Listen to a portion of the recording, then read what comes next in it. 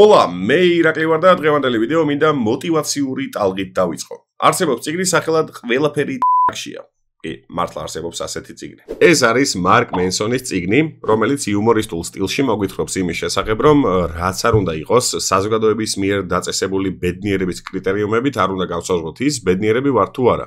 და თუ კი ვფიქრობთ, რომ ყველაფერი მართლაც რომ ყველაფერი მთლად არ არის. და მოკლედ ნებისმიერი სიტუაციიდან შეიძლება გამოძრომა.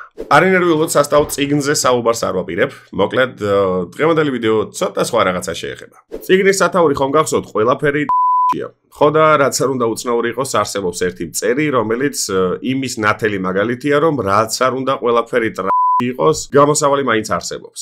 როგორც იცით, ის რაც მუცლის ღრუში ხვდება, კვდება კიდეც, იმიტომ რომ კუჭის წვენის წნეხს ვერ უძლებს, მაგრამ არსებობს ერთი მწერი, რომლის მყარი ეგზო ჩონჩხიც უპრობლემოდ უძლებს ამ დაბრკოლებას. გარდა ამისა, ეს მწერი წყლის ქვეშ სუნთქავს და შესაბამისად მტაცებლის მუცელში მოხვედრა მისთვის თვალ დიდი პრობლემა არაა. ის გადაყლაპვის შემდეგაც კი არნებდება და ახერხებს ბნელი საპყრობილედან კატაპულტირებას. ნუ მოკლედ მე მგონი ზედმეტი აღწერა არაა საჭირო და ყველაფერს ისედაც მივხვდით. ასე რომ თუ კი ფიქრობთ, რომ ყველაფერი ტრაქშია, მაინც არ დანერდეთ, იმიტომ რომ თუ არსებობს მწერი სახელად რეგიმ პარტია ატენუატა, აქ მიწერია ზეპირად ნამდვილად არ ვიცოდი.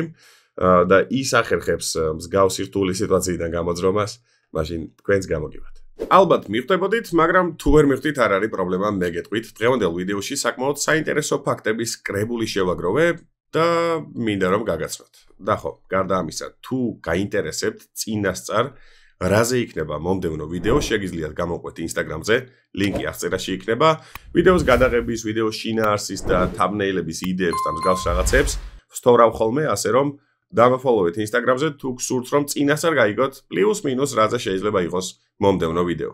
ისე ზოგადად ძალიან საინტერესო არის მწერებზე და ცხოველებზე დაკვირვება, განსაკუთრებით მაშინ, როდესაც ისინი გაურბიან მტაცებელს, ისინი ახერხებენ და რაღაც გარკვეული ტიპის კამუფლაჟს იყენებენ ხოლმე იმისთვის რომ შეინიღბონ, მაგრამ მაშინ, როდესაც მტაცებელი ადამიანია და მათ ადამიანთან დაპირისპირება უწევთ, შენიღბვას უბრალოდ აზრი არ აქვს. იცოდით, რომ ოდესღაც და არც თუ ისე დიდი ხნის წინ, მე-20 საუკუნის შუა პერიოდში არსებობდა სპორტის სახეობა, სადაც ადამიანები ოქტოპუსებს, ანუ რვა ფეხებს ებრძოდნენ. და არა, საუბარი არ მაქვს მახარას და კალას დაპირისპირებაზე. რეალური ადამიანები რეალურ რვა ფეხებს უპირისპირდებოდნენ. აკვალანგისტები ყვინთავდნენ, ეძებდნენ რვა ფეხებს და ცდილობდნენ მათ ზედაპირზე ამოყვანას. ისინი რა თქმა უნდა წინააღმდეგობას უწევდნენ, მაგრამ მოდით შევთანხმდეთ, რომ ადამიანი საზარელი ცხოველია, განსაკუთრებით მაშინ თუ კი საქმე შეჯიბრებას, ნადირობას ან ბრძოლას ეხება.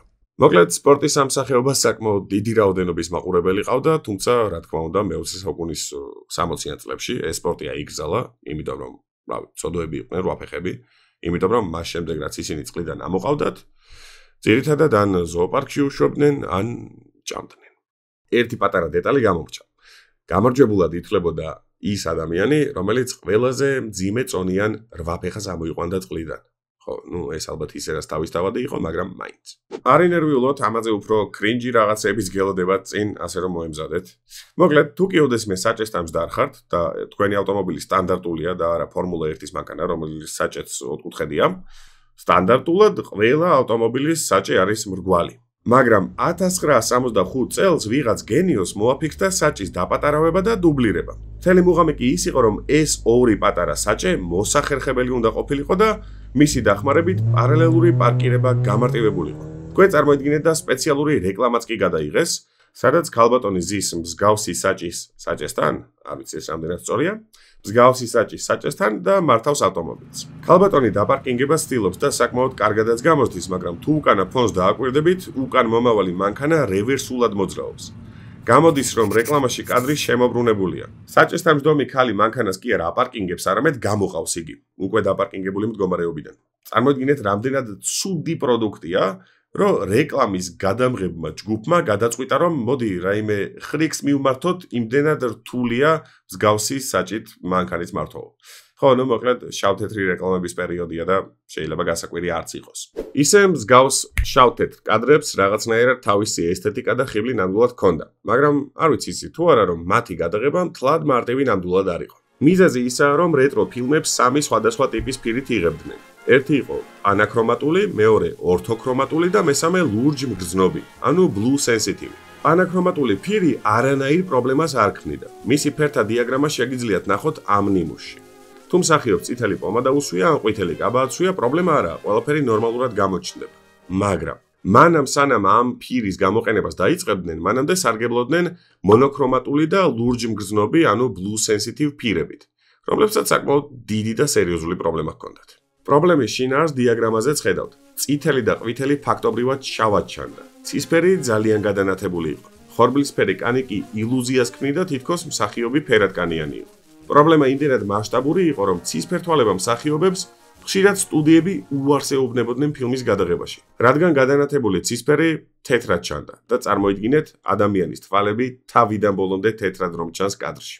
იყო ერთი ასეთი შემთხვევაც, როდესაც მსახიობ კოლინ მურს მანამ სანამ როლზე აიყვანდნენ, რამდენიმე სატესტო გადაღებაში მოუწია მონაწილეობა, რადგან მას ჰეტეროქრომია ჭირდა. ვინც არ იცით, ჰეტეროქრომიის დროს ადამიანს სხვადასხვა ფერის თვალები აქვს. ჰეტეროქრომია შენს თვალებს ეხებოდა. თვალები კი არაჩვეულებრივი გაქვს. მარჯვენა მწვანე მარცხენა ლურჯი ეს მუტაციაა. ძალიან საინტერესო მუტაცია. შენთვის ახალი ამბავი მაქვს ემი. შენ მუტანტი ხარ. ახლა ალბათ ფიქრობთ, რომ მსგავსად ფილმის გადაღება ფაქტობრივად შეუძლებელი იყო. და არა, შეუძლებელი არ იყო, მაგრამ ძალიან რთული იყო, იმიტომ რომ მსახიობებს უწევდათ სხვადასხვა ფერის გრიმის წასმა, მათ შორის იმისთვის, რომ ჩაშავებული თვალები დაეფარათ.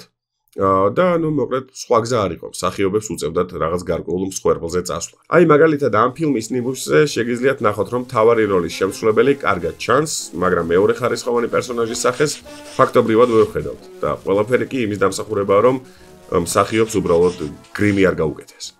სავარაუდოდ მსგავსი გრიმით რომ გენახათ რომელიმე მსახიობი, იფიქრებდით, რომ ეს მსახიობი ლამაზი ნამდვილად არ არის, მაგრამ ზოგადად მოდი შევთანხმდეთ იმაზე, რომ სილამაზის აღქმა საკმაოდ სუბიექტურია. და რადგან იმაზე სავარაუდოდ ვთანხმდებით, რომ სილამაზე ძალიან სუბიექტურია, გეტყვით იმასაც, რომ არსებობს სილამაზის ისეთი კონკურსები, უბრალოდ არსებობდა სილამაზის ისეთი კონკურსები, სადაც სილამაზე ობიექტურად, ანუ რაღაც გარკვეული კრიტერიუმებით ფასდებოდა. ახლა გეტყვით კრიტერიუმებს. ერთ-ერთი ყველაზე მთავარი კრიტერიუმი იყო ის, თუ რამდენად სწორი ხერხემალი ჰქონდა ქალს. კი ბატონო, არ მოგესმათ, რენტგენოლოგები უღებდნენ ქალბატონებს რენტგენს და შემდგომ, როცა ათვალიერებდნენ, ხედავდნენ იმას, თუ რამდენად სწორი ხერხემალი აქვს ქალს და ვისაც ყველაზე სწორი ხერხემალი ჰქონდა, ის ადამიანი ხდებოდა სილამაზის კონკურსის გამარჯვებული. სილამაზის კონკურსები და ფილმები მეტნაკლებად გადაჯაჭვულები იყვნენ ერთმანეთთან, იმიტომ რომ ის ვინც ყველაზე ლამაზი გოგო ხდებოდა, ბუნებრივია ძალიან მალე პოპულარულიც ხდებოდა და შესაბამისად ფილმებში მთავარ როლზე აყავდათ ხოლმე ფაქტობრივად ხანდახან კასტინგის გარეშეც კი. თავად ფილმებს შორის კი ყველაზე დიდი პოპულარობით სარგებლობდა ის ჟანრი, სადაც ადამიანები ეძებდნენ განძს და ნუ შემდეგ მდიდრდებოდნენ და ნუ მოკლედ მსგავსი ისტორიები. და ალბათ უმეტესობა თქვენგანს ცხოვრებაში ერთხელ მაინც უფიქრია რა იქნება ერთხელ მეც ვიპოვო მსგავსი განძი და დავხარჯო შემდეგ მილიონებიო. ისე რამე გამოვშვით კომენტარებში, რაში დახარჯავდით მილიონებს განძში რომ გეპოვათ. კაი, მოდი შევეშვათ განძის თემატიკას და დაუბრუნდეთ საინტერესო ფაქტს. ერთმა ანტიკვარმა და ხო, ძალიან ბევრ ადამიანს გონია, რომ ანტიკვარი არის ნივთი. არა, ანტიკვარი არის ადამიანი, რომელიც ძველ და საკმაოდ იშვიათ ნივთებს აგროვებს. მოკლედ, ერთ-ერთმა ანტიკვარმა, Forrest Fenn-მა ვიეტნამის ომის შემდეგ გადაწყვიტა, რომ სხვადასხვა არტეფაქტებით ევაჭრა. ხო და მოკლედ ერთ არც თუ ისე მშვენიერ დღეს Forrest დაუდგინდა კიბო და მან გადაწყვიტა, რომ გაეცოცხლებინა ჟანრი. მან გადაწყვიტა შეერთებული შტატების მთებში ძვირფასეულობით სავსეს კიბრის დამალვა. მისი თქმით, საუბარი მილიონობით დოლარის ღირებულების ძვირფასეულობაზე იყო. Forrest-მა შექმნა ვებგვერდი. დაიწყო მოთხრობების, ლექსებისა და წიგნების წერა და ამბობდა, რომ მოთხრობებში და წიგნებში მინიშნებები მაქვს დატოვებულიო. ეს ყველაფერი 2010 წელს მოხდა და საბედნიეროდ Forrest-მა კიბო დაამარცხა. წლები გადიოდა, ათასობით ენთუზიასტი ფიქრობდა, რომ იპოვიდა Forrest-ის დამარხულ განძს და გამდიდრდებოდა, მაგრამ დროსთან ერთად ძალიან ბევრი სკეპტიკურადაც კი მიუდგა ამ საკითხს და იმას ფიქრობდნენ, რომ Forrest-ს უბრალოდ თავისი წიგნების, ლექსებისა და მოთხრობების გაყიდვა უნდოდა. და ყველაზე ცუდი ის არის, რომ 2020 წლამდე ამ განძიძიების პროცესს 5 ადამიანი ემსხვერპლა აქედან ბოლო 2020 წელს.